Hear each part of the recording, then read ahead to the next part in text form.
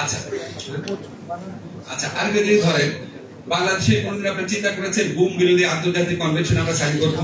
নজরুল ভাই, স্বপন ভাইয়ের দল আসলে করতো না, কিন্তু আমরা করে দিয়েছি।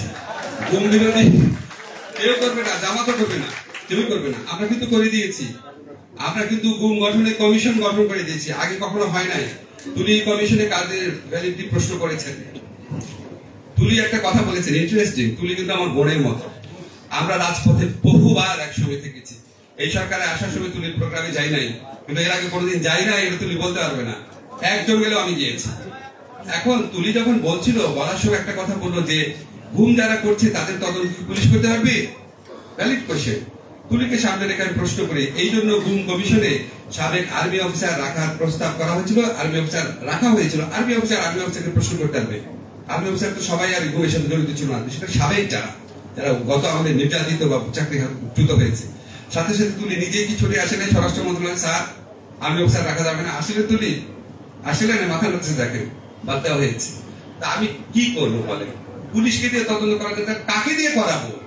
আমরা নাম বলেন, কাকে দিয়ে করাবো? ইউনিভার্সিটি টিচার দিয়ে করাবো? তদন্তকারী লোক দিয়েই করতে হবে। তো আমার সব কথার পরে কথা হচ্ছে, আমাদেরকে সমালোচনা করবেন, সবকিছু ঠিক আছে, কিন্তু আমি আপনাদের কয়েকটা জিনিস নিশ্চিত করতে চাই। একটা হচ্ছে, আমরা আগের সরকারগুলোর মতো কোনো খবরদারি করি না অন্যায় উদ্দেশ্যে, অসৎ উদ্দেশ্যে। আপনাদেরকে দৃঢ়তার সাথে বলতে চাই, আমাদের উপদেষ্টাদের মধ্যে কেউ কোনো ব্যক্তিগত স্বার্থে কাউকে কিছু বলেন না। আমাদের মধ্যে বিন্দু মাত্র অসততা পাবেন না। আমরা তো সম্পত্তির হিসাব দান করবোই। ব্যক্তিগত ভাবে আমি আপনাদের সবাইকে সাক্ষী নিয়ে ঘোষণা করে গেলাম, যেদিন আমার উপদেষ্টার মেয়াদ শেষ হবে, দুর্নীতি দমন কমিশন সহ রাষ্ট্রের যত কমিশন আছে ওপেন চ্যালেঞ্জ করলাম, তন্ন তন্ন করে তদন্ত করবেন যে কোন রকম অনিয়ম দুর্নীতি আছে করেছে না। ওপেন চ্যালেঞ্জ করে গেলাম, যেদিন উপদেষ্টা থাকবো না সেদিন থেকে করবেন, তাহলে আরাম করে করতে হবে।